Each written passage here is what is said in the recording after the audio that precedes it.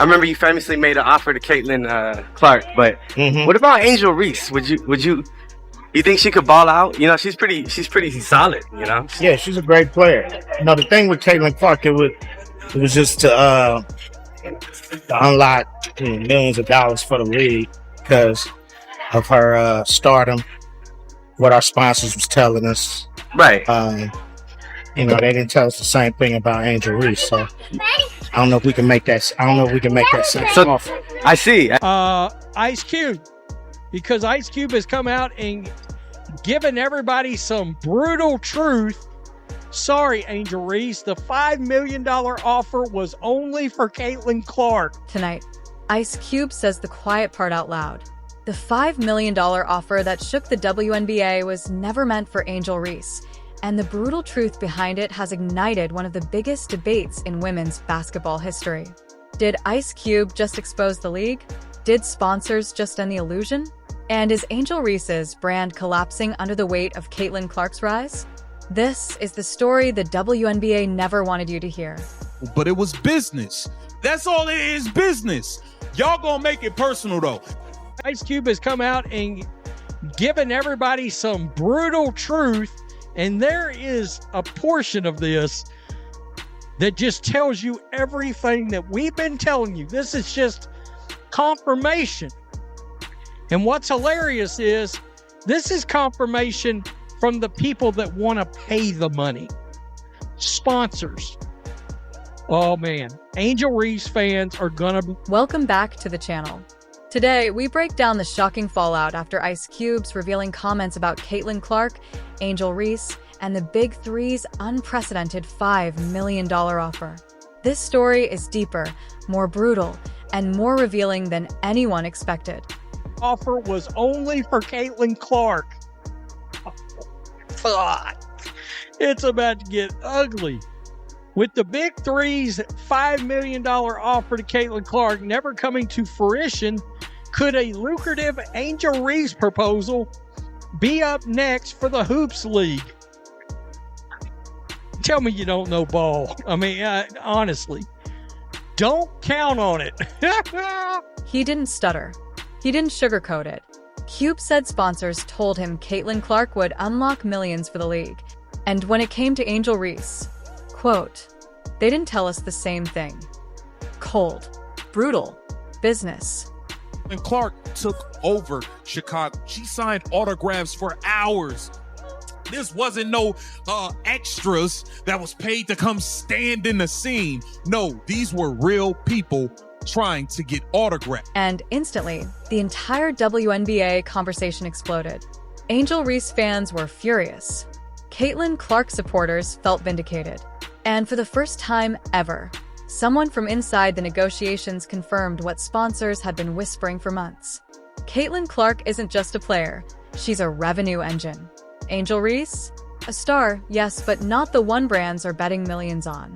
With the Big Three's $5 million offer to Caitlin Clark never coming to fruition, could a lucrative Angel Reese proposal be up next for the Hoops League?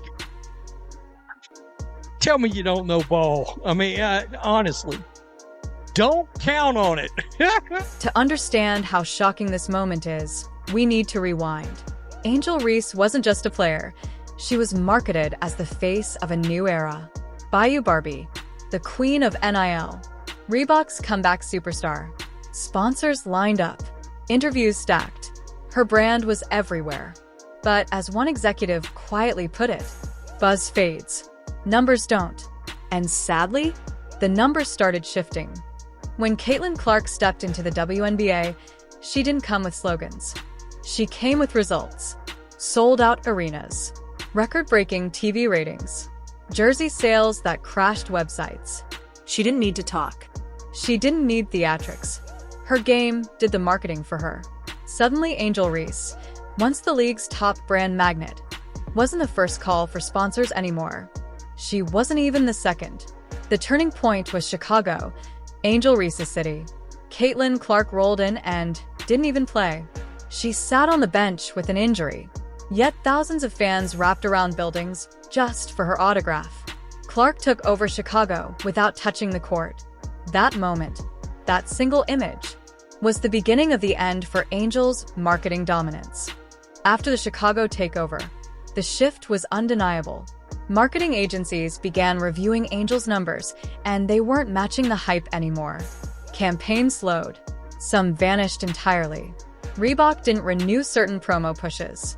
And internally, companies began asking, is Angel Reese still worth the investment if Caitlin Clark exists? That's when Ice Cube's quote hit like a hammer.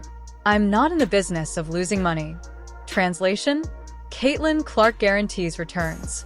Angel Reese guarantees conversation. But conversation doesn't always pay millions. For 18 months, the media crowned Angel as the next big superstar. But was it too early? Was her rise built on personality and controversy, not on consistent performance? Did the industry create a star before she was ready to carry the weight? Because now, with the pressure real, the numbers aren't supporting the narrative anymore. So what happens now? Can Angel Reese rebuild her brand outside Caitlin Clark's shadow? Can she redefine herself without comparison? Will she rise or fade? Because Clark isn't engaging in drama. She isn't clapping back. She's too busy rewriting the WNBA record books. Reebok is now facing a level of corporate humiliation, panic, and financial collapse that no one inside the company ever imagined. What started as a bold gamble to revive the brand with Angel Reese, a rising but polarizing WNBA star, has now exploded into a full-scale marketing catastrophe that industry analysts are calling the biggest sponsorship failure of the decade. Reebok entered the deal believing Angel Reese would attract a younger audience, build cultural hype, and restore the brand to its former glory. They invested millions, redesigned campaigns, and planned a massive long-term rollout centered around her personality, her influence, and her storyline. But instead of the triumphant comeback they envisioned, the entire partnership has imploded before it ever had a chance to succeed. The moment the announcement hit social media, Reebok was hit with a tsunami of backlash, with thousands of fans questioning the decision, calling the move desperate, and accusing the company of ruining its legacy by tying itself to a player known more for drama than dominance. The comment sections turned into war zones. Engagement numbers collapsed. Campaign posts were immediately overrun with negativity. And in less than 48 hours, the partnership went from Reebok's biggest move in years to the single most embarrassing PR disaster in the company's modern history. But the real chaos is happening behind closed doors. Insiders say the board is furious, marketing directors are clashing, and emergency meetings are being held at all hours as Reebok tries to contain a disaster that is spiraling far beyond their control. Internal reports reveal that sales forecasts have already dropped dramatically, projections for the Angel Reese product line have been slashed, and multiple major retail partners are privately raising concerns. Executives are now questioning how the company ignored the warning signs, from Reese's increasingly controversial reputation to her rivalry with Caitlin Clark, which has only fueled online division and public outrage. What Reebok framed as a bold new direction has instead become a brutal lesson in misreading the market, failing to understand fan sentiment, and underestimating how quickly public perception can torpedo a brand. And as the backlash intensifies, critics are calling this the worst contract Reebok has signed since the early 2000s, a disastrous misstep that could derail their comeback strategy for years. Every hour, the damage grows. Every headline makes it worse. Every leaked report exposes just how unprepared the company was for the storm that followed. The Angel Reese deal didn't just backfire. It detonated, sending shockwaves through the entire sports and marketing world. And as Reebok struggles to pick up the pieces, one thing is painfully clear. This will go down as one of the most shocking, costly, and humiliating sponsorship failures of all time. Inside Reebok, panic spread. Marketing teams scrambled. Executives watched as memes dominated instead of sales. This isn't just a flop, it's a cautionary tale for brands. Personality alone doesn't sell. Proof sells. Legacy sells. Performance sells. And Angel Reese is still writing hers. Reebok's mistake was clear. Hype without substance. Angel Reese is magnetic, but the sneaker culture demands proof, on-court greatness, legacy, and authenticity.